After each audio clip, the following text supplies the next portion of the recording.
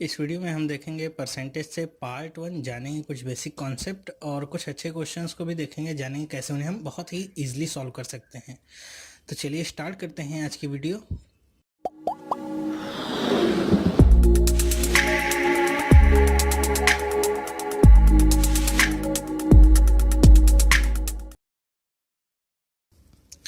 Hello, मेरा नाम चंद्रहास है। स्टडी स्मार्ट में आप सबका स्वागत है। दोस्तों, 3-4 दिन से पिछले मैं आपको कोई वीडियो दे नहीं पाया। गले में इन्फेक्शन होने की वजह से मैं बोलने में असमर्थ था, जिसकी वजह से आपको कोई भी वीडियो मिल नहीं पाई।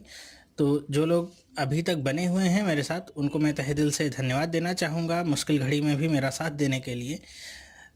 आज हम देखेंगे परसेंटेज का वीडियो। परसेंटेज का पार्ट 1 है ये। इसमें मैं कुछ आपसे बेसिक क्वेश्चन और कॉन्सेप्ट डिस्कस करूंगा, साथ ही साथ 1-2 क्वेश्चन आपको अच्छे भी बताऊंगा कि उन्हें आप इजीली कैसे सॉल्व कर सकते हैं। तो चलिए स्टार्ट करते हैं। सबसे पहले हम जान लेते हैं कि परसेंटेज होता क्या है। देखिए, अगर कहीं पर भी ऐसा लिखा होता है 10%, तो इससे आप क्या समझते हैं? 10% का मतलब क्या होता है कि 10 और इसके डिवाइड में क्या आता है? 100, जिसका बेस आपका क्या हो? 100 हो, वही आपका परसेंट कहलाता है। ठीक है। तो अगर कहीं पे 10% लिखा है, इसका मतलब क्या है? 10 अपॉन में 100। तो अगर ये किसी नंबर के साथ लिखा हो, जैसे यहाँ पे अगर लिखा हो 210 और इसको आपसे कहा जाए इसका 10% आपको निकालना है, तो आप क्या कैसे करेंगे? तो इसका या ऐसे लिखा रहता है 212 इंटू 10%। तो इसका मतलब क्या होता है? 210 गुणे में 10% का मतलब 10 बटे में 100। आप 0 से 0 कैंसिल कर दीजिए, कितना आ जाएगा? 21। तो ये आपका क्या आ गया? 210 का 10% कितना होगा? 21। तो परसेंटेज का सिंपल सा सीधा सा फंडा यही होता है। आई होप आप सबको ये सब पता ही होगा, बहुत ही बेसिक कॉन्सेप्ट है। इसमें अलग अलग तरह के क्वेश्चंस बनते हैं। जैसे आपसे परसेंटेज इंक्रीज पूछा जाता है कि किसी भी नंबर का हो गया इतना परसेंट इंक्रीज, तो अब कितना हो जाएगा वो नंबर। तो सारे क्वेश्चंस होते हैं। जैसे एग्जांपल के लिए अगर मैं कह दूं कि आपका मान लीजिए कोई यहाँ पे 100 रुपीज़ थे, अब आपसे कह दिया गया कि इसमें 30% इंक्रीज हो गया। तो 30% इंक्रीज हो गया, तो अब ये कितना हो जाएगा, कितना रुपये हो जाएगा? तो आप कैसे निकाल सकते हैं इसको? तो इसमें प्लस 30% हुआ है, इंक्रीज हुआ है, तो कैसे करेंगे इसे? तो इसे करने के 2 मेथड हो सकते हैं। या तो आप 100 को लीजिए, इसमें 30% इंक्रीज हुआ है, तो आप इसका 130% निकाल दीजिए। डायरेक्ट 100 से 100 कट जाएगा, कितना आ गया? 130 रुपये, ये आपको मिल जाएगा। दूसरा तरीका क्या हो सकता है कि आप 100 को लीजिए, इसका 30% निकालिए, इसका 30% जो भी आता है, कितना आ गया? 30। इसको ओरिजिनल वैल्यू मतलब 100 में ऐड कर दीजिए, आपको फिर से मिल गया क्या? 130%। ये दूसरा तरीका है। तो दोनों ही तरीके से आप इसे इजिली कर सकते हैं। ठीक इसी तरह से इंक्रीज का अगर आपसे पूछा जाए डिक्रीज हो गया तो कितना? जैसे 100 रुपीज़ में 30% डिक्रीज हो गया, तो डिक्रीज के लिए भी आप क्या कर सकते हैं? 100 में से 30 को माइनस करिए, कितना आ जाएगा? 70 अपॉन में 100। तो डायरेक्ट आपको मिल जाएगा, कितना मिल जाएगा? वो 70 रुपीज़ मिल जाएगा। ठीक है। तो इस तरह के क्वेश्चंस आपसे पूछे जाएंगे, तो इस तरह के क्वेश्चंस को आप आसानी से सॉल्व कर सकते हैं परसेंटेज के कॉन्सेप्ट का यूज करके। चलिए हम देखते हैं क्वेश्चंस को, और उन्हीं के जरिए हम समझने की कोशिश करेंगे कि कैसे कैसे आपके क्वेश्चंस आएंगे और उन्हें कैसे आपको डील करना है। देखिए, पहला क्वेश्चन आपके सामने है। कह रहे हैं कि 15% of A equals to 20% of B, then 25% of A is equal to what percent of B? कह रहे हैं कि 15% जो ए का है वो 20% बी के बराबर है, तो 25% जो ए का होगा वो बी के कितने परसेंट के बराबर होगा? ध्यान रखिए, आपको परसेंट में वैल्यू पूछी जा रही है, तो कैसे आप निकाल सकते हैं? देखिए, जब भी आपके सामने परसेंट आ जाता है तो आपके लिए कंपैरिजन करना किसी भी वस्तु के लिए बहुत ही ईजी हो जाता है। और ये परसेंटेज का कॉन्सेप्ट हम सीख रहे हैं, ये आपको सिर्फ एक चैप्टर में ही नहीं, ये आपको profit and loss, mixture, alligation, SI, CI और डीआई जैसे महत्वपूर्ण जो टॉपिक्स हैं, सब में बहुत ही ज़्यादा हेल्प करने वाला है। तो देखिए कैसे करेंगे हम। यहाँ पे हम लिख देते हैं कि 15% of A is equal to what? 20% of B. तो आपसे पूछा क्या गया है? 25% ऑफ ए, ये कितने परसेंट होगा? बी के। ठीक है, मान लीजिए हम यहाँ पे ले लेते हैं x% ऑफ बी। बस आपको क्रॉस मल्टीप्लाई कर देना है, आपको आंसर मिल जाएगा। क्रॉस मल्टीप्लाई करके आप आसानी से आंसर को निकाल सकते हैं। देखिए कैसे करेंगे। क्रॉस मल्टीप्लाई करेंगे तो क्या आ जाएगा? 20 गुणे में 25, ये सारे परसेंटेज में आपकी वैल्यूज हैं,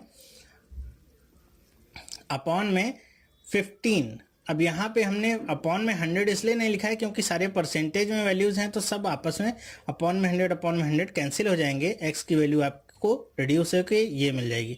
बस आपको इसे कट करना है। ये 3 टाइम्स जाएगा, ये आपका 4 टाइम्स जाएगा, कितना गया? 100 अपॉन में 100/3। अब इसे आप अगर आंसर में दिया गया है 100/3 तो आप इस फॉर्म में भी लिख सकते हैं, ये भी आपका एक आंसर लिखने का तरीका हो गया। दूसरा, अगर इसे 100/3 नहीं है, 33 होल 1/3 के रूप में दिया गया है, तो इसे आप इस तरह भी लिख सकते हैं। ठीक है, तो जैसे भी आपको आंसर दिया हो आप उसी हिसाब से इसे लिख सकते हैं। करना एकदम ऐसे ही है, जो भी आपसे परसेंटेज इक्वल करने को कहे आप इक्वल करेंगे, जो पूछा जाएगा आपको क्रॉस मल्टीप्लाई कर लेना है।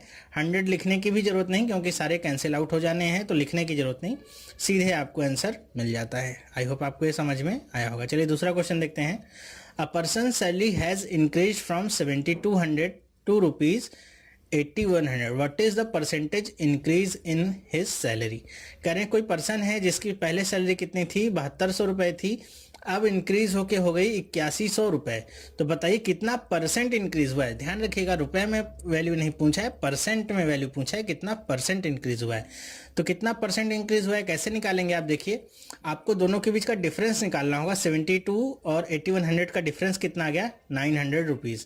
ठीक है, और आपको अपॉन में या बेस में वैल्यू क्या रखनी है, जहां से इंक्रीज हुआ है। कहां से इंक्रीज हुआ है, 7200 से इंक्रीज हुआ है, तो अपॉन में 7200 इनटू में क्या रखेंगे, 100। कट करिए, ये आपका 8 टाइम्स कट हो जाएगा, कितना गया, 100/8। या दूसरे शब्दों में अगर इसे आप लिखना चाहें तो इसे आप लिख सकते हैं 12.5%। ये इंक्रीज हुआ है उसकी सैलरी में। देखिए दूसरा, यही क्वेश्चन कुछ दूसरे तरीके से ऐसे भी दे सकता था। कैसे कि आपसे दिया जाता कि किसी पर्सन की सैलरी मान लीजिए x थी, उसकी सैलरी को 12.5% बढ़ा दिया गया और वो अब कितनी हो गई, 8100 रुपये हो गई। तो बताइए उसकी सैलरी पहले कितनी थी। तो इसे आप कैसे करते, तो इसे करने का सिंपल सा यही तरीका होता कि आप मानते क्या कि x का कितना परसेंट बढ़ाया आपने, 12.5%, मतलब 112.5% इज इक्वल टू 8100। बस आपको क्रॉस मल्टीप्लाई कर लेना था, यहाँ पे हो जाता है 8100 इंटू में 100 अपॉन में 112.5। इसे आप कट करेंगे, कितना आ जाएगा, 7200। ये आपको वैल्यू मिल जाएगी। तो चाहे आपसे प्रीवियस वैल्यू पूछे, चाहे फाइनल वैल्यू पूछे, या फिर चाहे परसेंटेज इंक्रीज या डिक्रीज पूछा जाएगा, तीनों ही आप बहुत ही आसानी से निकाल सकते हैं। ध्यान रखिएगा, जब भी आपसे परसेंटेज इंक्रीज पूछा जाएगा तो आपको 100 में वो वैल्यू प्लस करके लिखनी है, और जब भी डिक्रीज पूछा जाएगा तो 100 से वो वैल्यू माइनस करके आपको लिखनी होगी। यहाँ पे जैसे ये पूछा जाता है, इसके लिए मैं आपको बता रहा हूँ। ठीक है, आई होप आपको ये सब समझ में आया होगा। नेक्स्ट चलते हैं, चलिए देखते हैं दूसरा क्वेश्चन क्या करें कि Ram salary is 20% less than Mohan salary. इस तरह के क्वेश्चन एसएससी में पूछे जाते हैं। Then Mohan salary is more than Ram salary by. कह रहे हैं कि राम की जो सैलरी हो मोहन की सैलरी से 20% कम है। तो बताइए मोहन की जो सैलरी है और राम की सैलरी से कितना अधिक है। तो इस तरह के क्वेश्चंस को करने का कोई, देखिए एक तो फॉर्मूला मेथड होता है जो आप सबको पता होगा। हम फॉर्मूला वगैरह कुछ नहीं लगाएंगे, सिंपल सा कॉन्सेप्ट लगाएंगे परसेंटेज का, उसी से हम करेंगे। तो मान लेते हैं हम ये कि मोहन है और ये राम है। तो मान लीजिए मोहन की सैलरी 100 रुपये है, तो इसकी राम की सैलरी 20% कम है, मतलब 80 रुपये होगी। तो आपसे पूछ रहे हैं कि मोहन की सैलरी राम की सैलरी से कितनी ज़्यादा है। तो ज़्यादा या कम पूछेगा तो आपको डिफरेंस निकाल लेना है, कितना आ जाएगा, 20 का। पूछा किससे जा रहा है डिफरेंस, राम की सैलरी से, तो अपॉन में क्या आ जाएगा, राम की सैलरी 80 इंटू में 100, ये आपका क्या आ गया 4, ये 25 टाइम्स कट कर देगा, कितना आ गया 25% ज़्यादा है। तो इसे आप इजीली निकाल सकते हैं। परसेंटेज का कॉन्सेप्ट, कोई भी फॉर्मूला लिखने की ज़रूरत भी नहीं है, ना तो याद करने का टेंशन लेना है, आसानी से आप इसे निकाल सकते हैं। इसको करने का दूसरा तरीका क्या होता कि 20% कम है राम की सैलरी, तो 20% को हम अगर फ्रैक्शन में लिखना चाहें तो हम क्या लिख सकते हैं, 20% को 1/5 लिख सकते हैं। कह रहे हैं कि मोहन की सैलरी कम है, मतलब मोहन की सैलरी 1/5 यहाँ पे लिखा है, तो मोहन की सैलरी अधिक होगी। तो कितना अधिक होगी, तो जो भी आपका न्यूमरेटर में वैल्यू है उसे आप इसमें से माइनस कर दीजिए, तो क्या आ जाएगा 1/4। तो 1/4 का मतलब क्या होता है 25%। तो ये आ जाएगी मोहन की सैलरी। तो इस तरह से भी आप निकाल सकते हैं। अगर आपको इस तरह से निकालना आता है तो आप यहाँ से भी इजीली निकाल सकते हैं, वरना आपको परसेंटेज का कॉन्सेप्ट जो यहाँ पर मैंने बताया उससे भी आप आसानी से निकाल सकते हैं। देखिए ये वाला जो कॉन्सेप्ट होता है 1/3, 1/4 और इसके जो सामने परसेंटेज में वैल्यू होती है, ये मैं अभी यहाँ पे डिस्कस नहीं कर रहा हूँ, वो सिंप्लीफिकेशन का पार्ट है। तो जब मैं सिंप्लीफिकेशन वाले क्वेश्चंस कराऊंगा तो वहाँ पे मैं आपको 1 से लेके 15 तक के सारी वैल्यूज़ लिख के दिखाऊंगा और बताऊंगा भी कैसे उसे आपको इम्प्लीमेंट करना है। वो यहाँ पे आपको बहुत ज़्यादा हेल्प तो नहीं करेगा, हाँ थोड़ा बहुत हेल्प करेगा, लेकिन हम उसे अभी यहाँ पे डिस्कस नहीं कर रहे। चलिए देखते हैं दूसरा सवाल। अब देखिए इस तरह के क्वेश्चंस आते हैं आपके। The price of sugar is increase by 25%। If a family wants to keep its expense on sugar unaltered, then the family will have to reduce the consumption of sugar. कह रहे हैं कि शुगर है उसकी price क्या है हो गई 25% बढ़ गई।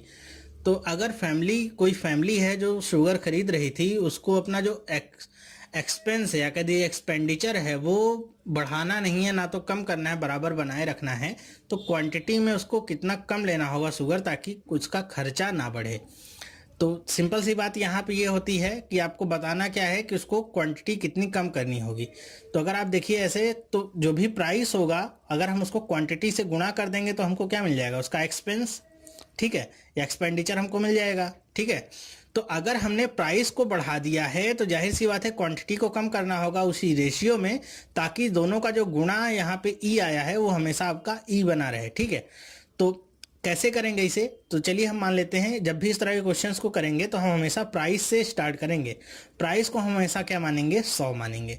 प्राइस को मान लेते हैं 100 रुपये है, तो 25% उसकी प्राइस बढ़ गई है, तो प्राइस कितनी हो गई होगी, 125 रुपये। इतनी बात तो आपको समझ में आई होगी, 25% बढ़ गई है। ये आपकी क्या बात की जा रही है, प्राइस की। तो अगर प्राइस आपकी 25% बढ़ी होगी तो जो भी आपका क्वांटिटी है उसी रेशियो में इसको कम होना होगा। तो मान लीजिए पहले क्वांटिटी आपकी कितनी थी, 125 थी, अब वो कम होके क्वांटिटी कितनी हो गई है, 100 हो गई है।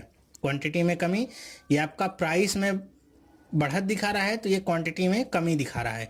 बस यहीं से आपको इसको सॉल्व करना होगा। तो दोनों के बीच का डिफरेंस निकाल लीजिए, कितना आ गया, 25 आ गया। पहले क्वांटिटी कितनी थी, हम क्वांटिटी को इधर से लेंगे। पहले क्वांटिटी कितनी थी, 125 गुणा 100 करिए, ये 5 बार में कटेगा और ये 20 बार में इसे काट देगा। मतलब 20% से उसे अपनी जो क्वांटिटी है वो घटानी होगी, तभी उसका जो एक्सपेंडिचर है वो सेम होगा। आई होप आपको इतना समझ में आया होगा। नहीं भी समझ में आ रहा है तो जैसे मान लीजिए पहले प्राइस था 25 रुपये, या मान लेते हैं 20 रुपये था, और हम 5 किलो चीनी खरीदते थे, तो 100 रुपये हमको टोटल खर्च होता था।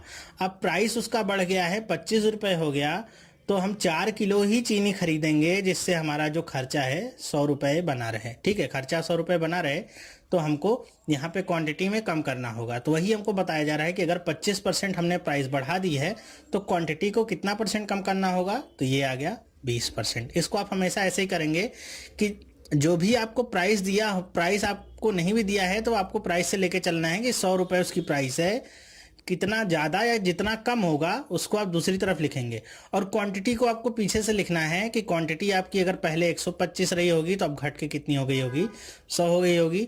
आपको डिफरेंस निकाल लेना है, पहले की जो क्वांटिटी थी वो लिखनी है, इनटू में 100 करना है, आपको आंसर मिल जाएगा। ध्यान रखिएगा ये वो केस है जब आपका ये देखिए एक्सपेंस आपका सेम है, मतलब एक्सपेंडिचर आपका बदला नहीं है, वो सेम बना हुआ है, वो वाला केस है। नेक्स्ट देखते हैं। अब देखिए ये उसका दूसरे टाइप का क्वेश्चन है, इसे हम देखेंगे कैसे करेंगे। इसको करने के आपको बहुत सारे तरीके पता होंगे, फॉर्मूला भी पता होगा। मैं यहाँ पे आपको एक बहुत ही अलग मेथड दिखाऊंगा करने का, बहुत ही आसान होगा, बहुत तेज़ी से आप कर सकते हैं इसे। क्या लिखा हुआ, a reduction of 20% in the price of wheat enables a person to buy 3.5 kg more than wheat of ₹770 the original price of wheat. Question को ध्यान से समझिएगा कि कह रहे हैं कि वीट है, गेहूं है, उसकी प्राइस में 20% क्या हो गया है, उसकी प्राइस कम हो गई है, 20% उसकी प्राइस में कमी आ गई है। तो जो कोई आदमी था जो जितना पहले किलो लेता था गेहूं, उससे 3.5 किलो गेहूं 770 रुपये में ज़्यादा लेने लगा। तो आपको बताना क्या है कि ओरिजिनल प्राइस वीट की क्या थी, मतलब पहले वाली प्राइस, जब रिडक्शन नहीं हुआ था तब की प्राइस क्या थी। तो कैसे करेंगे इसे देखिए। बाकी सारी चीज़ें तो आपको पता ही होंगी, पहले के जो भी मेथड होंगे फॉर्मूला वगैरह, मैं अपना मेथड आपको दिखाता हूँ कैसे हम करेंगे इसे। तो मैं यहाँ से लूँगा 20% ये है, तो ध्यान रखिएगा 20% ये है, और ये 20% बराबर किसके होगा, 3.5 किलो के, ठीक है। तो 100% बराबर किसके होगा, तो 100% बराबर होगा यहाँ पे हमने 5 से गुणा किया है तो 100 हुआ है, तो यहाँ भी आप 5 से गुणा कर दीजिए तो कितना आ जाएगा 17.5 kg। ध्यान में रखिएगा यहाँ पे जब भी हम ये वैल्यू निकालेंगे ये हमेशा क्या होगी, ये हमेशा न्यू वैल्यू की बात होगी। ये इस चीज को आपको दिमाग में रख के चलना है कि यहाँ पे मैं जो भी वैल्यू निकालूंगा लेके आऊंगा वो हमेशा न्यू वैल्यू होगी। यहाँ पे जो भी प्राइस कम या ज्यादा हो के आया होगा वो यहाँ पे क्वांटिटी होगी नई वाली, ठीक है। तो हमको पता है ये 100% जो आया है ये कितना है 17.5 किलो, ये ज़्यादा वाली क्वांटिटी है। तो हमको ओरिजिनल प्राइस चाहिए होगा, तो ओरिजिनल प्राइस चाहिए होगा तो हमको ओरिजिनल क्वांटिटी चाहिए होगी। तो हमको पता है न्यू क्वांटिटी कितनी आई है, न्यू क्वांटिटी आई है 17.5 किलो, जिसमें 3.5 किलो आपको एक्स्ट्रा आपने खरीदा है। तो इसमें से हम 3.5 किलो घटा दें तो कितना जाएगा 14 kg। 14 kg बस आप देख लीजिए, आपके 14 kg का दाम आपको कितना दिया हुआ है 770 रुपए। तो 1 kg का दाम कितना होगा 770 बटे में 14 कट करेंगे 55 रुपीज। ये आपको डायरेक्ट आंसर मिल जाएगा, ठीक है। तो आपसे अगर ओरिजिनल क्वांटिटी पूछता है तो आपको यहाँ पे घटाना या जोड़ना होगा, डिपेंड करेगा कि यहाँ पे क्वेश्चन आपका कैसा लिखा हुआ है, ठीक है। यहाँ पे ज़्यादा खरीदा था तो हमको घटाना पड़ा यहाँ पे, तो 14 kg आ गया। ओरिजिनल प्राइस जो भी हमारा ओरिजिनल क्वांटिटी थी वो आ गई। ओरिजिनल प्राइस निकालने के लिए हमने 770 में से 14 को भाग दे दिया और हमको प्राइस मिल गया 55 रुपये। इसी की जगह अगर आपसे पूछा होता कि अभी जो न्यू प्राइस हुई है या नई जो वैल्यू आई है रिडक्शन के बाद वो क्या है, तो उसे आप कैसे निकालते, तो उसके लिए आपको कुछ भी यहाँ पे करने की जरूरत नहीं थी, कुछ भी घटाना नहीं था। बस आपको 770 में से 17.5 का भाग दे देना था। इसे आप कट करेंगे, यहाँ पे एक जीरो और मैं बढ़ा लेता हूँ और इसे कट करते हैं, 5 से कट करेंगे और ये आपका 20 टाइम्स होगा, ये आपका 7 टाइम्स और ये 4 टाइम्स और ये 11 टाइम्स, कितना आ जाएगा 44 रुपीज़। ये आपको नया प्राइस जो भी 20% रिडक्शन के बाद मिला है वो आप निकाल सकते हैं। तो आपसे ओरिजिनल प्राइस पूछे चाहे न्यू प्राइस पूछे, दोनों ही केस में आप आसानी से निकाल सकते हैं। तो अभी तक आपने जो भी मेथड पढ़ा था सब कुछ भूल जाइए, इससे आसान मेथड आपको कोई भी मिलने वाला नहीं है। चलिए देख लेते हैं एक और क्वेश्चन इसी पे बेस्ड। देखिए यहाँ पे क्या है, due to a 25% increase in the price of sugar per kilogram a person is able to purchase 20 kg less for ₹400। What is the increased price of sugar per kilogram. यहाँ पे देखिए बात क्या की गई, इंक्रीज्ड प्राइस। इंक्रीज्ड प्राइस का मतलब आपको न्यू प्राइस जो आएगी उसके बारे में बताना है कि वो कितनी है। यहाँ पे शुगर की वैल्यू कम नहीं, यहाँ पे शुगर की वैल्यू क्या हुई, ज़्यादा हुई है। तो आपको क्या करना है, 25% इक्वल टू 20 kg, 20 kg के बराबर कर दीजिए। तो 100% कितना हो जाएगा इसका, तो 100% इसका हो जाएगा, यहाँ पे आपने 4 से गुणा किया तो यहाँ भी 80 हो जाएगा, 80 kg। तो 80 kg आपको मिल गया। ये भी मैंने क्या बताया था, जो भी आएगा हमेशा न्यू क्वांटिटी आएगी बढ़ने घटने के बाद में। हमको यहाँ पे न्यू क्वांटिटी के बारे में बताना भी है। तो ये आपका क्या आ गया है, 80 kg कितने रुपए में आप खरीद रहे थे, ये आपका निकल आया 400 रुपये। तो 1 kg की वैल्यू कितनी आ जाएगी, 400 बटे में 80 कट करेंगे कितना आ जाएगा 5 रुपीज़, ठीक है। तो ये 5 रुपीज़ आपको आंसर मिल गया शुगर का, जो नया अभी प्राइस होगा 5 रुपये किलो आपको मिलेगी शुगर। आई होप आपको तो ये वीडियो आपको कैसा लगा मुझे कमेंट करके बताइएगा कि पसंद आया कि नहीं। ये बेसिक पार्ट मैंने परसेंटेज का यहाँ पे कवर किया। नेक्स्ट पार्ट में हम एग्ज़ाम से रिलेटेड और जनसंख्या वाले जो सारे सवाल जो भी आते हैं वो सारे हम कवर करेंगे। थोड़ा और हाई लेवल के क्वेश्चंस मैं कवर करूंगा उसमें। ये आपका बेसिक पार्ट था, एक बेसिक अंडरस्टैंडिंग आपको क्लियर करनी थी कि कैसे आप परसेंटेज के जो क्वेश्चंस होते हैं उन्हें आप बहुत ही आसानी के साथ सॉल्व कर सकते हैं, बिल्कुल भी टफ तो नहीं होते हैं, ठीक है। तो ये वीडियो आपको कैसा लगा मुझे कमेंट करके आप ज़रूर बताइएगा। वीडियो पसंद आया हो तो लाइक करना मत भूलिएगा, दोस्तों के साथ इसे अपने शेयर भी करिए, उन्हें भी बताइए कि कैसे आप परसेंटेज के कॉन्सेप्ट को बहुत ही ईजिली समझ सकते हैं और सॉल्व भी कर सकते हैं। अभी तक आपने अगर चैनल को सब्सक्राइब नहीं किया है तो चैनल को सब्सक्राइब करिए। यहाँ पे आपको डेली एक नई वीडियो मैं देता हूँ जो आपके एग्ज़ाम के लिए बहुत ही ज़्यादा फ़ायदेमंद होती हैं। तो चलिए हम मिलेंगे नेक्स्ट पार्ट में, तब तक के लिए थैंक यू एंड बाय।